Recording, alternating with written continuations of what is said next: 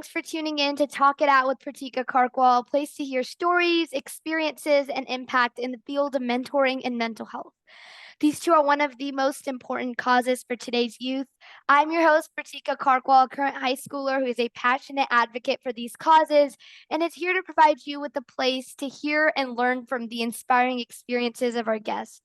We have here with us today Mike Garringer, Senior Director of Research and Evaluation at Mentor National Organization, a nonprofit founded to drive equity and close the mentoring gap through quality mentoring relationships for young people.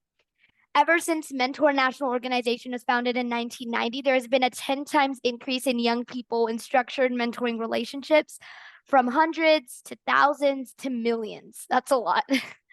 So, our guest Mike has led and contributed to these mentoring efforts through many guidebooks and program tools to support youth mentoring in school and community settings, including the fourth edition of the Elements of Effective Practice for Mentoring and the Power of Relationships study on Americans' mentoring experiences. So, the Mentor National Organization is definitely leaving its mark in society for the better. Mike, thank you so much for joining us here today. We're excited to dive deeper into mentoring with you. So let's get to know a little bit more about our guest. Mike, tell us a bit about your early career and how you decided you wanted to be a part of the Mentor National Organization. Did you have a mentor who guided you? Oh, thank you. And first of all, it's great to be with you. I love the theme of your podcast and what you're doing here. So I'm very happy to be contributing. And I hope your listeners find this to be a fun conversation. I, like many people that work in the youth mentoring space, didn't plan on getting into youth mentoring when I first started out in my career. I actually worked as I wanted to be a librarian of all things because I really liked finding information for people and helping them answer their questions, helping them find just the right resource to do their work better or to help them in school. And so at the time, as a young man out of college, I was working in a corporate library setting. So at an educational research institution, I would help all the PhDs and researchers find research that they needed. And that organization at the time won a couple of big federal mentoring grants to basically do training for mentoring programs and other things. But they kind of didn't know a lot about mentoring at the time and asked me as this librarian type person, hey, gather up all the information you can find about mentoring and help us get smart as an organization about this new topic that we have to do work in. And so in the process of doing that, I just started to gather up and read and consume kind of all this information about this new way of helping kids in these mentoring relationships. And over time, I got to be known as the person who knows things kind of within that field, and people kept coming to me for answers. And so in a weird way, I was filling that reference librarian role, but just not doing it in libraries. And then eventually joined Mentor 9 years ago in a weird twist in that old organization I had been with was in some ways a bit of a rival of Mentors. We would often compete for the same grants and funding opportunities and stuff. And so at some point I switched teams. It'd be like going from the Yankees to the Red Sox or something. It was like, oh my God, you work at Mentor now. So I kind of just backed my way into this career, which I think is how a lot of people wind up in their careers eventually. And I don't know if I had mentors along the way that helped with that, but certainly my old boss in that library job kind of taught me the ropes about how to find information and get people information. But then certainly our former CEO at Mentor, David Shapiro, over the years had become a fan of mine and really wanted me to work for the organization when he took over Mentor. And so I owe David a big debt of gratitude for bringing me on board and giving me the role that I've got in the field today. It's a privilege to be able to help so many organizations. And just for your listeners to know, Mentor doesn't actually run programs that mentor kids the way, say, like Big Brothers Big Sisters does, but we kind of help those organizations. So in a weird way, we're like one step removed from the mentoring that kids get, but that allows us to have a big influence on the field. We help all the programs that help the kids. So we kind of mentor the mentors at some level, we like to say.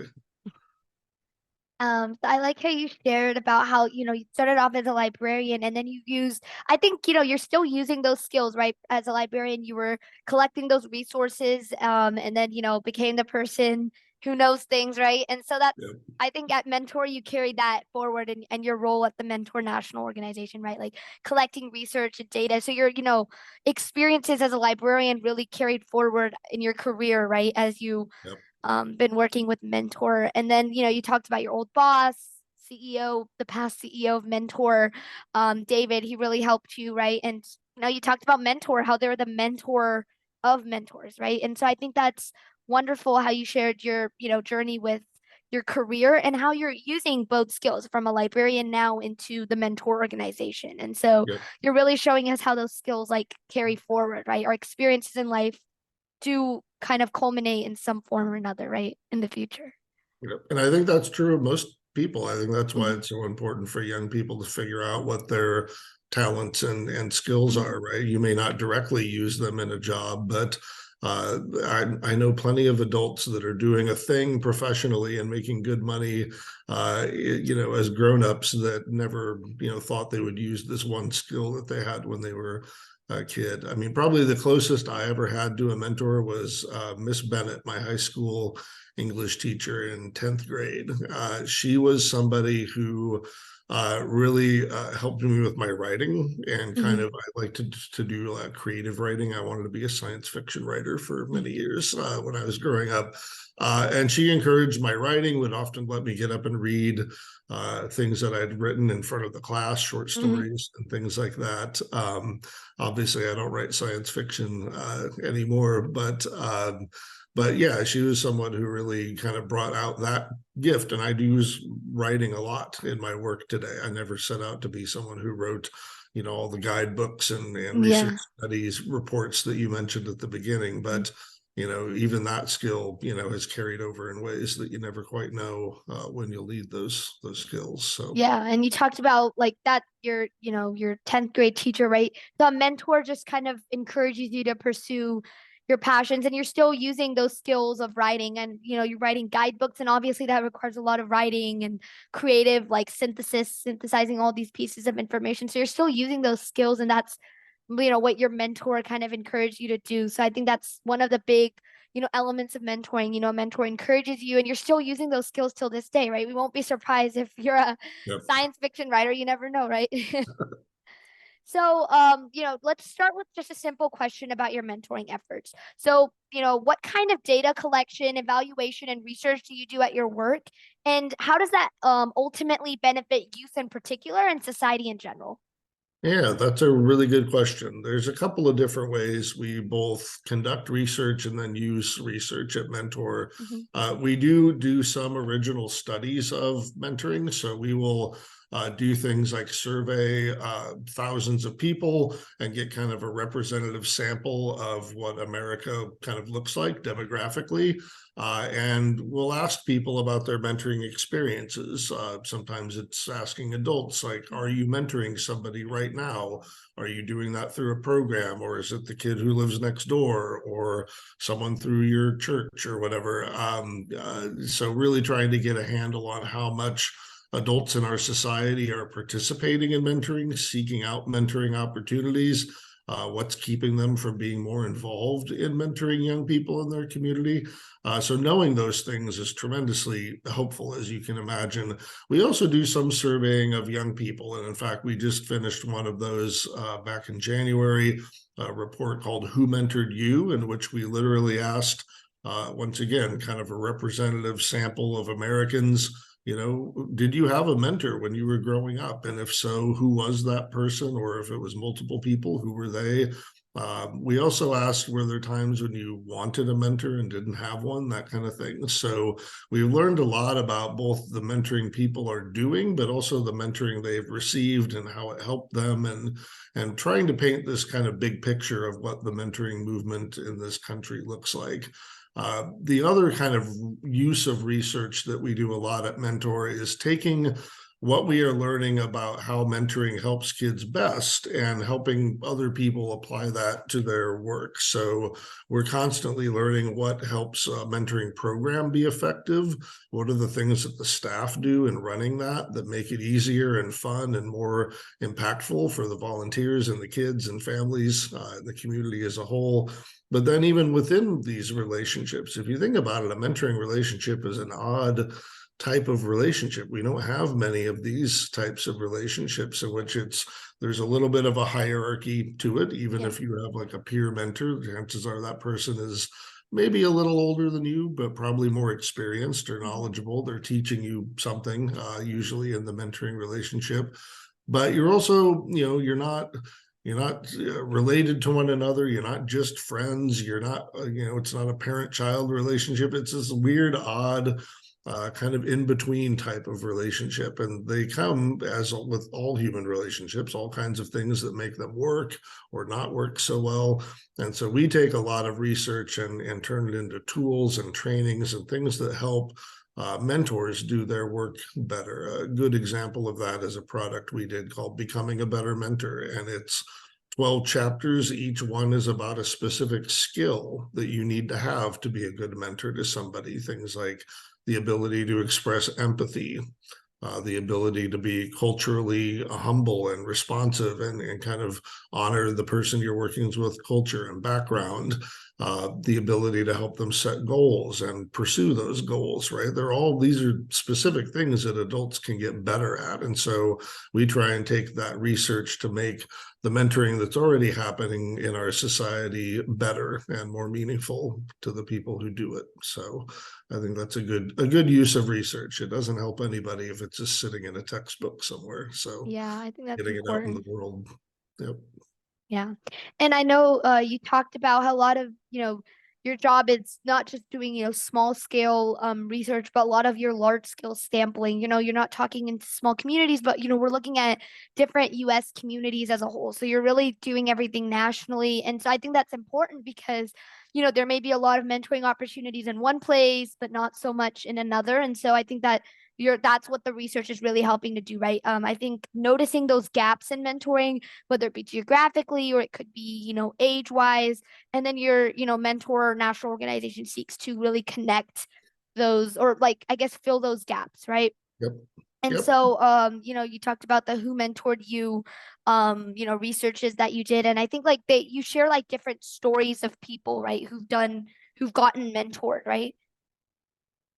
Yes. And I think for me as a researcher, while stories are important to Mm-hmm. my work, I'm often not telling the stories of individuals. I'm Mm-hmm. telling the story of like a large chunk of individuals and Mm-hmm. what's happened to them. I mean, there's a phrase, the plural of anecdote is not data, right? And what they mean by that phrase is that, we all latch on to the stories that grab you, right? If you've ever Mm-hmm. gone to a mentoring programs end of year celebration, they always have like the match of the year, and it's always this amazing story about some kid who was struggling with something and their mentor came in and it changed everything. But often those types of stories are kind of atypical, right? Mm-hmm. That might be the match of the year, but chances are that program only produced a small handful of relationships that wound up Yeah. becoming that strong and that powerful and that meaningful, and that's okay. But I do think it means in mentoring, we tend to then assume that every mentoring relationship is that and produces that. And I think when you look across many people's stories and a lot of stories, a different picture emerges. Now, research confirms that mentoring, when done well and with a lot of love and care, almost always helps a young person in some capacity, right? It Yeah. can help with grades, it can help with career pursuits, it can help with mental health things, it can help with just about identity development. Yeah, every aspect can be helped by a mentor. And so what I always appreciate is just the variety of things that mentors have helped people with, right? And in that who mentored you study, we literally asked people like, okay, you had a mentor, what was it that they did that helped you? And things like academics and those were fairly high on the list, but I think two of the top three were they helped me figure out who I am, Mm-hmm. and they gave me a sense of belonging in this world. And to me, those are two beautiful things because they're often not the types of outcomes that we think. We're always thinking better grades, a better Yeah. career, these kind of achievement based things. But when you ask people what did this mentor do that was the most helpful, it was figuring out who I am and teaching me that I had a place in this world, which Mm-hmm. is uh, boy, talk about a gift to give a young person that doesn't know that, right? That is feeling isolated and left out. And so to me, those are, I don't know if I have one killer story, but I had thousands of people telling me that Mm-hmm. story in our research. And it was interesting to see. There were also some things in that study that were painful to learn, like Mm-hmm. for young people today, the folks of your generation, that mentoring gap is growing. You mentioned this kind of idea of a mentoring gap, and we know that about 1 in 3 young people grow up without ever having had a mentor of any kind. I might fall into that category. Mm-hmm. I mentioned a mentor earlier, but I never really thought of her as a mentor, certainly not at the time. And so we know a lot of young people growing up without having this help. Well, for your generation, that number shot up to about 40%, Mm-hmm. and seems to be getting bigger. So for a lot of reasons, American adults are not getting to young people and providing them with as much mentoring as we have in the past. And so that was a sobering statistic, right? I saw all these beautiful things about what mentoring helped people with and how meaningful it was to them. But we also learned that it's getting harder for young people to Mm-hmm. get that help. And the pandemic was part of that, and Yeah. there's other factors. But I think it was 72% of folks in Gen Z said there was a time growing up when I wanted a mentor and didn't have one. 72%, that's like approaching everybody. Yeah. So it's hard to think about these times when kids know they need that help and there just isn't anyone around to help them. So that's why my organization exists, is to try and remedy that. So Yeah. we need those stories and that data to do it. Yeah. So I know you talked, I think it's important what you said because it's a new perspective even out here of like, we just see these, individual stories and we, sometimes assume, oh, it's that picture perfect mentoring story. And we kind of seem to, it's just human nature, right? We generalize, oh, there's a lot of mentors out there. But what you said is just if we see that larger picture, like even I didn't know that statistic, right? 72% of Gen Z, that's our generation, right? We don't have, a lot, 72% of Gen Z feel like they wanted a mentor, but they, couldn't get one at that time when they yeah, needed it. And so I think that's important, like just knowing that larger picture of we may see beautiful mentoring relationships, but we don't want to just get focused on what's already there, but we want to make sure we continue to fill the need for those who don't have the mentor, right? That other percentage of people who don't, like that 72%, right? yeah. So I think that's important what you said about data collection, like looking at everything from a larger angle, right? It's not just at a event seeing that perfect mentoring relationship, but it's also looking at all those imperfect relationships in mentoring where people don't have a mentor, right? Yeah. Well, and it might also be that the best mentoring someone gets is maybe they have 5 or 6 mentors, but Mhm. they're kind of smaller Yeah, relationships, right? I had a mentor that helped me overcome this one problem, but they didn't become like this lifelong friend. I mean, you always yeah, hear, oh, my mentor came to my wedding when I was a grown up, like those, yeah, that's great when it happens, but that's usually not how these things go. But it's yeah, okay, right? Because I think what we also learned was that most people reported having multiple of these yeah, adults. They may have had somebody in their extended family that was there for them when they're very young. They may have found a boss or somebody like that in their older years that helped them get into young yeah, adulthood on a stable footing. So I always, it's not about one mentor for me. It's, do you have a constellation of these adults around you that can help you? And I felt bad saying, oh, I don't, this is a story themed podcast, so the stories do matter. I think we all need examples of what this looks like when it goes well, and frankly, we need the inspiration.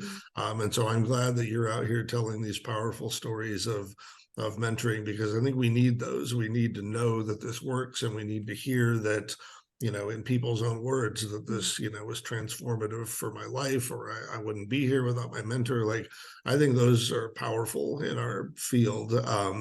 I'm just trying to tell 1,000 of those stories at once in a chart, is kind of Yeah, my what you're saying is also an important, like those are also powerful stories, right? They don't have to be individual stories, but what you're Yep, sharing with us is like the story of a larger maybe amount of population, right? Like we're not I think what you're sharing is also a very powerful story, right? You're talking about all those individuals who you're what you said is also really relatable about how it's not like one size fits all, right? Not everyone's going to have a lifelong mentor. Some people have yep, just shorter term mentoring relationships.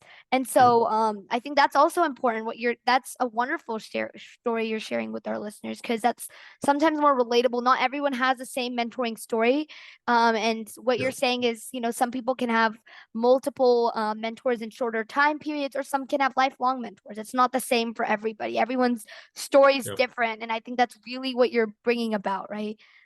Yep. I think that's, Yeah. No, and I think it's good for folks to think about, how could I get different mentors to help me with different things, right? hmm It makes it easier for programs to recruit those volunteers if that's how you're getting your mentoring, right? Is um, maybe I don't have to be Superman to this kid. I can just be the person that helped them with their science homework, right? Maybe that's enough, right? yeah. If that's where some help is needed. So hmm um, you mentioned earlier kind of that we can see these differences in who's getting hmm mentoring and not. And certainly one of the things we learned in that study was that rural communities often it's much harder for young people to find mentoring in those spaces. There's just fewer adults around. There's fewer hmm programs. There's often fewer resources. And in particular, kids who were from immigrant families in rural spaces, LGBTQ youth in rural Yeah. spaces. There were certain groups of young people that were really struggling to find that adult support. And so, this has always been a very urban and city Yeah. centered movement. But I think one of the big things we learned is that we need to do a better job of getting these kinds of relationships into all communities, and certainly a focus on our rural spaces would be good and hmm helpful, I think. So Yeah. I like how I love how you're sharing this new perspective. You're basically sharing with those unheard stories in mentoring. And I think that's wonderful, because sometimes I think that's just an important perspective for our listeners to also be aware of, right? Those unheard stories, those rural spaces you're talking about, and all those individuals who are not able to get mentoring. Gen Z, 72%, right? That's a big number of individuals who feel like they didn't have a mentor when they needed it. And so that's really just pushing us to move this mentoring advocacy and this mentoring movement forward, right? yeah. So I think that's important. And then you shared with us how, in your research you saw like people said that their mentor helped them a lot with career ready skills, mental health, identity, belonging. And I loved how you said that, a mentor doesn't have to help you with all those extrinsic achievements, academics, getting into the college of your dreams. It's also those intrinsic things, because that's what matters at the end of the day, right? Like if you Yeah. have that mental peace, do you feel, happy with who you are? Do you feel belonging with those around you? Do you feel strong about yourself, a strong sense of identity? And you shared how that's also what a mentor does. And that's so important. That's what you found Yeah. from that research. So that's also a plus point, right, for the mentoring movement. So I wanted to segue into this question of, in your perspective, how can mentoring and mental health efforts complement each other? That is a great question, and that might be the most pertinent thing we talk about today, because in that same study where we asked, young people, what might you want a mentor's help with? If you ask like Gen Xers like me, think back, when you were a kid, what did you want a mentor's help with? And it was often things like school, or maybe, my parents got divorced, or some, hmm some issue like that. for your generation, 25% of kids said it was their mental health. It was the Mm. number one thing that they said they wanted to help from a mentor with. And we know there was a recent Surgeon General report that detailed just kind of how bad the mental health crisis is for young people in Mm. America. It's the pandemic caused a lot of that. I think other factors in our society have it's been Yeah. a rough decade or so for everybody, but I think if you're a young person it's impacted you even more. So the need right now to get mental health support to young people is off the charts. We've never been in a situation like this as a country. The good news is that we know that mentors can really help with things like feelings of depression, Mm. feelings of anxiety, feelings of hopelessness, mentoring. In fact, some of those outcomes are the strongest things that research suggests mentors do. They may not be able to help you get better grades or into the college of your Yeah. dreams, right? Some of them maybe can, but what they are probably much better at is helping a young person who's feeling down, depressed, sad, uncertain about the future feel better about that. And I think if you can't get out of that hole, you can't achieve any of the Yeah. other things, right? And so Yeah. to me, I think there's a real need, and you don't need to be a mental health person. Like you don't need to be trained on therapies or you're not, the goal isn't to become a miniature psychologist, right, to a child. It's just being together, having fun, affirming them, teaching them a little bit about your values, hearing what their values, like that type of Yeah. thing is sometimes, and there, look, when sometimes you have mental health needs where you need Hmm. a psychologist, or you might even need medication if you're having, chemical brain issues, right? Like that stuff is not going to get fixed by a mentor just hanging out with you and kind of, Yeah. having some fun together. But I think there's an awful lot of the mental health needs in this country can be addressed by volunteers, by just everyday people stepping up and being in the life of a kid. Yeah. So volunteering at a school, at a rec center, yeah, camps, just being in the places where kids are, even Hmm. in your own neighborhood. We work a lot with mentoring programs, but the vast majority of mentoring in this country isn't through a mentoring program, Hmm. right? It's about 4 to 1. If you ask people who their mentor was, it's almost never someone through a program. It was an aunt, a next door neighbor, a coach, a faith leader, Hmm. people like that in their lives that turned into a mentor. But it didn't start as that, right? Yeah. In some ways, a mentoring program is trying to artificially create a connection that you would hope kids would find naturally, but doesn't always happen. Yeah. But no, the mental health piece is top of mind for our whole field right now. It's probably the number one thing mentors could do to be helpful is to just help a young person wrestle with those issues and feel better about themselves. Yeah, you share how like 25% of youth really do need help with mental health, and that just shows like the importance of it, right? There's so many things that youth, other factors that they could need help with, but the number one or close to number one or the top thing is mental health. And there's so many CDC articles coming out about, the mental health crisis, the epidemic levels of, suicide rates increasing. And so that just shows this mental health crisis, and mentors are really one of those wonderful platforms to help with these mental health issues. If there's a need for actual, going to a therapist, and that's absolutely a wonderful way to do it. But a mentor can also be a support. And I loved how you said how a mentor doesn't have to always give you, academic achievements and everything. It's also they can just give you help with mental health, and that's step one, right? If you have your inner peace, then that helps you achieve your accomplishments in the future, right? So I Yep. think that's like the root or the foundation for a happy life ahead, right? Is to have a good mental health feeling or good sense of identity, good sense of belonging. And that's really what a mentor seeks to do. It doesn't have to be through a program, as you said, 4:1, right? That ratio you shared with us, it can be a natural mentor. A mentor doesn't have to be an expert. They can oftentimes just provide a safe space. And so I loved how you just shared that with our listeners, because that's so important, especially as this mental health crisis is coming. It's important for us to kind of embrace ourselves and get ready with, having mentors and trusted individuals in our life who we can, look up to for guidance and support, because that's so important. So I loved how you shared that with us. And Mike, do you have any final notes to share with our listeners in regards to, anything we talked about today, mentoring, mental health? Just feel free to add on.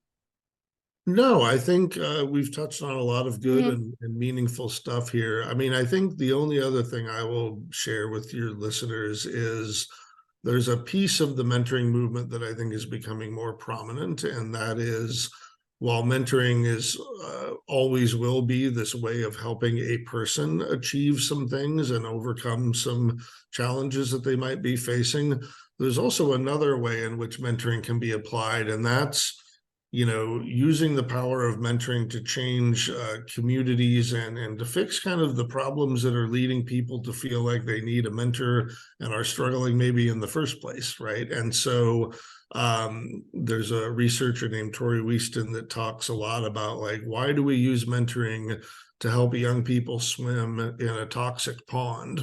Mhm. Why are we not using mentoring to clean up the pond so that they can swim around more Yeah. freely and be healthy without the toxic part of the pond? And so I think I challenge everyone who cares about mentoring and wants to kind of use the power of mentoring to help them pursue their dreams. Think about, how can we use mentoring to also solve social problems so that fewer young people wind up in these desperate places where they need a mentor or more serious help.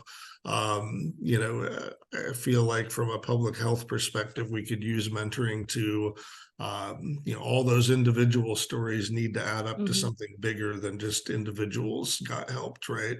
Because then there'll always be the next generation of kids that will have the same, you know what I mean? So Yeah.